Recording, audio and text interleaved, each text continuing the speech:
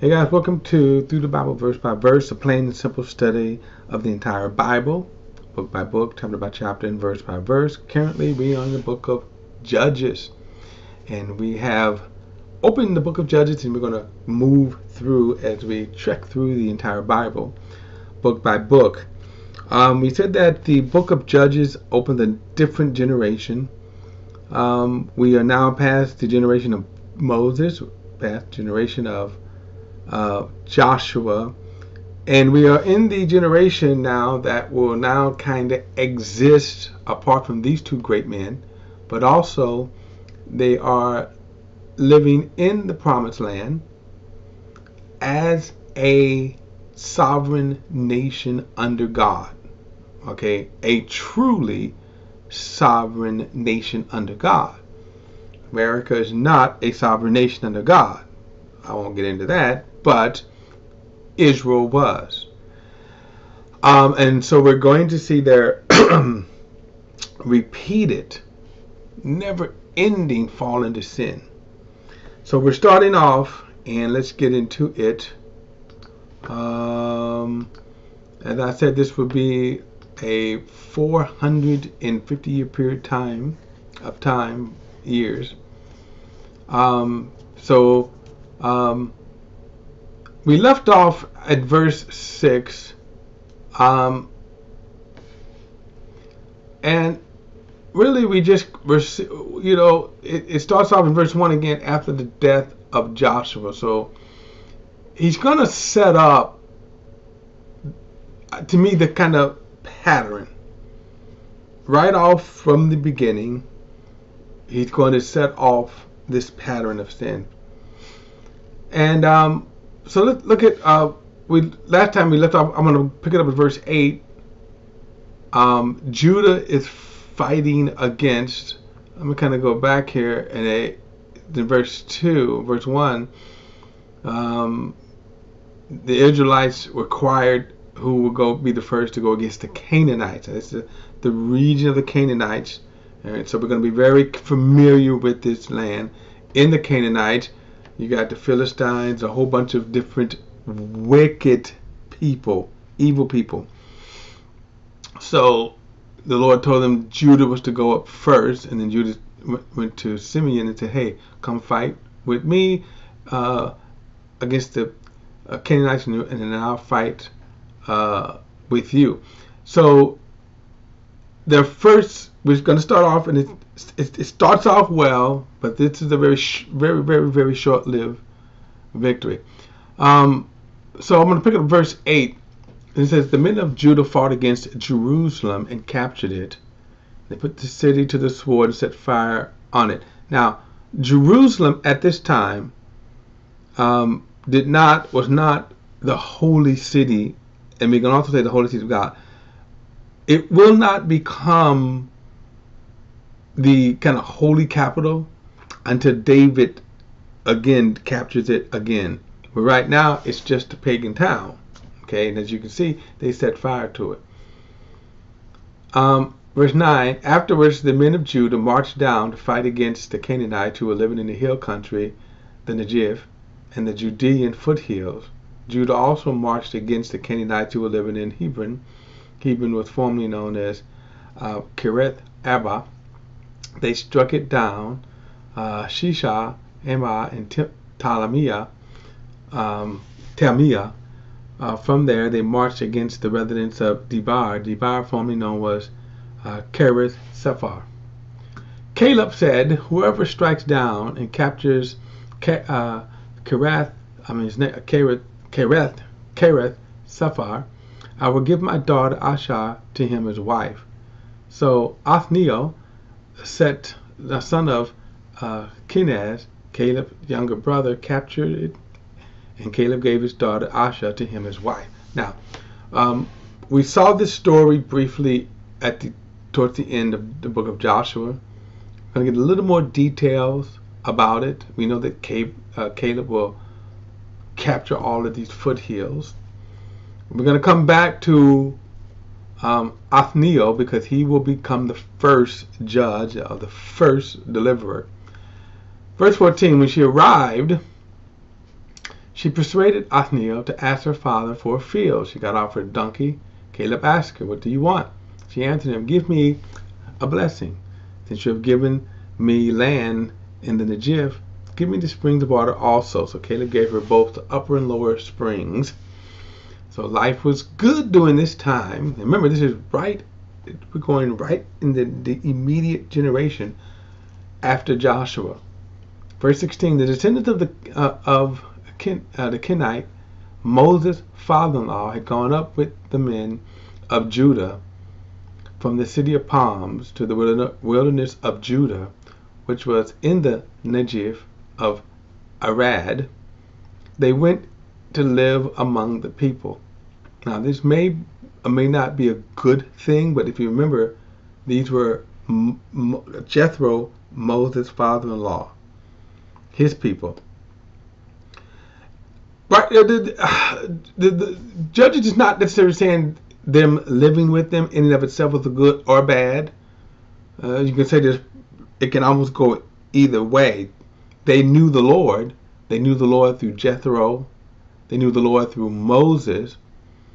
So in and of itself wasn't bad. However, unless they had proselyted to Israel, they wasn't supposed to live. Israel said was not to allow paganism or pagan people to live among them. All right, so we'll come back to this. Verse 17, Judah went with his brother Simeon, struck the Canaanites who living in Zephath, and completely destroyed them. So they named the town Hormah. Judah captured Gaza and his territory, Ashkelon and his territory, Ekron and his territory. The Lord was with Judah and enabled them to take possession of the hill country, but they could not drive out the people who were living in the valley because those people had iron chariots. Now, that phrase could also give you, from a historic perspective, the times that were going on, that there were people who actually had developed iron.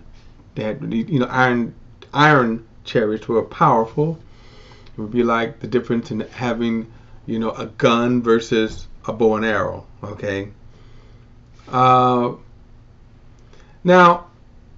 we're going to kind of get to, at this point, when it says that they could not drive out the people who were living in the valley because these people had iron chariots. But there's also another reason for them as well.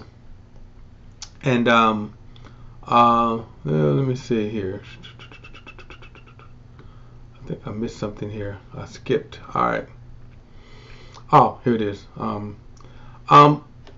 going to get to the main reasons of the failure is their sin. Okay, the main reason for the failure is their sin. Verse 20. Judah gave Hebron to Caleb, just as Moses had promised. Then Caleb drove out the 3 sons of Anak who lived there. Now, again, we're getting details, and we're getting an overlap or an overlay of details. That's all. That's all that is going on right here. We know from the book of Joshua that Joshua himself gave Caleb this territory. And notice he said Judah now gave Caleb this territory. It's just different ways of looking at the details.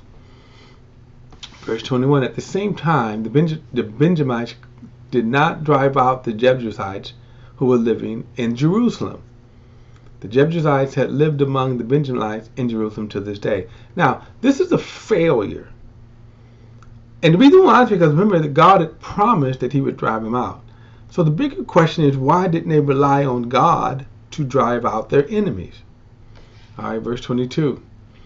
The house of Joseph also attacked Bethel, and the Lord was with them. They sent spies to Bethel. The town was formerly known as Luz. The spies saw a man coming out of the town and said to him, "Please show us how to get into the town, and we will treat you well." When he showed them the way into the town, they put the town to the sword, but released the man and his entire family. Then the man went to the land of the Hittites, built a town, and named it Luz. That is the name to this day. At the time, Manasseh failed to take possession of Beth Shean and its villages, or Tanakh and its villages, or the residents of Dor and its villages, and the residents of Eblim and its villages, and the residents of Megiddo and its villages, and the Canaanites refused to leave this land. And when Israel became stronger, they made the Canaanites serve as forced labor, but never drove them out completely. Now they should have wiped them out, but notice it said they never drove them out completely. This will later become a snare to them. Verse 29. At the time, Ephraim failed to drive out the Canaanites who were living in Gezer. So the Canaanites had lived among them in Gezer. Zebulun failed to drive out the residents of Kitron, or the residents of Naholah. Naholah. So the Canaanites lived among them and served as forced labor. Now it may sound like, again, this may sound like it's not as bad, but it's actually bad because later on these people will become snares to them. We'll see this in chapter 2. Verse 31. Asher failed to drive out the residents of Acah, or of Sidon, and Ahalab, and Archip, Hebab, Aphik, and Rehab. Again, sorry for butchering these names. Verse 32, the Asherites lived among the Canaanites who were living in the land because they failed to drive them out. Notice that we keep seeing the term, they failed to drive them out. It says, Naphtali did not drive out the residents of Beth Shemesh, or the residents of Beth Anath. They lived among the Canaanites who were living in the land, but the residents of Beth Shemesh and Beth Anath served as their forced labor. Again, this is all going to change relatively quickly. The Amorites forced the Danites into the hill country and did not allow them to go down to the valley. The Amorites refused to leave Hares, Ajalon, and Shabim. When the house of Joseph got the upper land, the Amorites were made to serve as forced labor. And the territory of the Amorites extended from the ascent of Akrabim, that is from Selah upwards. All right, so let's see here. Let's go to. Oh, you gotta be kidding me! Where's my thing here? All right. Okay. Chapter 2, guys. Let's see. All right, chapter 2. It says now, and this is going to be important right here because all of what we just read sets up this as we move into chapter 2. It kind of sets up now why they're going to continue to fail. Look at chapter 2 verse 1 says, the angel of the Lord went up from Gilgad to Bochim and said, I brought you out of Egypt and led you into the land I had promised your fathers. I also said I will never break my covenant with you. You are not to make a covenant with the people who are living in this land. And you are to tear down their altars, but you have not obeyed me. Now remember, all of them that they made forced labors. But something God said, don't do that. You are not to make a covenant with them. He said, what is this you have done? Verse 3, therefore I now say, I will not drive out these people before you. They will be thorns in your sides, and their gods will be a trap for you. And when the angel of the Lord had spoken these words to all of the Israelites, the people wept loudly. So the name of that place is Bochim, and they offered sacrifice there to the Lord. Now, what is kind of interesting now, I want you to read just kind of read the next chapter 6, and it says Joshua, and I want to stop there. I'm going to come back because remember I said in chapter 1 it started off after the death of Joshua, And that was a general statement. And then it kind of gave a whole list, right? We went down. And yes, if you're reading it, you would think, well, this story picks up from immediately after the death of Joshua, and that Joshua was gone. But again, you see kind of an overlapping of information that's given. So then you kind of see kind of a general statement, and now we're going to get a little more details. It's going to zero in on some details. Okay. So now we're going to kind of overlap where Joshua we're kind of right back at the very end of the book of Joshua. In verse 6 it says, Joshua sent the people away, and the Israelites went to take possession of the land, each to their own inheritance. And then said, and the people worshiped the Lord throughout Joshua's lifetime, and during the lifetime of the elders who outlived Joshua. And they had seen all the Lord's great works which he had done. And Joshua the son of Nun, the servant of the Lord, died at the age of 110. They buried him in the territory of his inheritance, in Timnath Heres, in the hill country of Ephraim, north of Mount Gash. And that whole generation was also gathered to their ancestors, and after them another generation rose up, who did not know the Lord or the works he had done for Israel. All right, now, obviously this is a very interesting, again, as I said, when you look at how they write, the writers write, Hebrew writers were writing, okay? And as I said, we saw this in the book of Genesis, where you saw one set of stories, how they tell a story in Genesis chapter 1.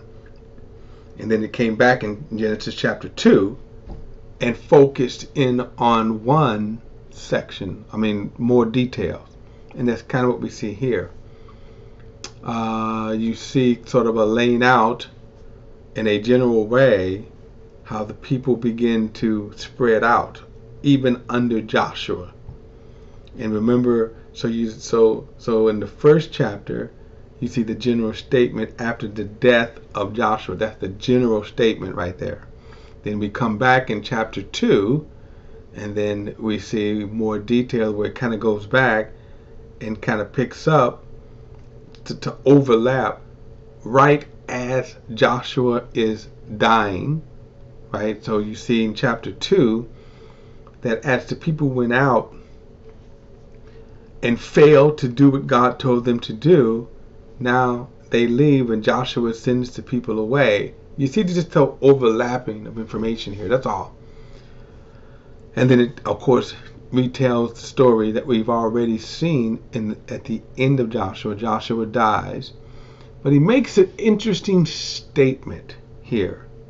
We get more details. Again, the purpose of this is to give us to zero in on more detail. Okay? So we got the general statement in chapter 1, the general information in chapter 1, and now in chapter 2, it's going to focus in on just a little more detail. And what is interesting is that it said that all that generation served the Lord. And again, they did. So the Joshua generation served the Lord. But they begin to fail at what God had told them to do. And then he makes the statement, so the next generation comes, and I'll come back to this in the next study. But so all this generation of Joshua and then those elders serve the Lord. Now, that would be the generation, if you kind of go back and remember in the wilderness. So about a year into the journey, remember the spies that brought an evil report and caused all of the Israelites to wander in the wilderness for 40 years. But it was those from 20 years old, okay, and up.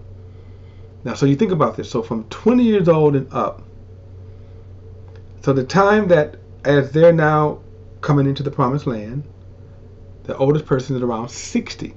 But you also got people who are younger. So you got to remember, you got 40 years worth of people that were born. So at this particular time, you can have a person who might have been born during that time, and remember they're 40, but there was also people that were born.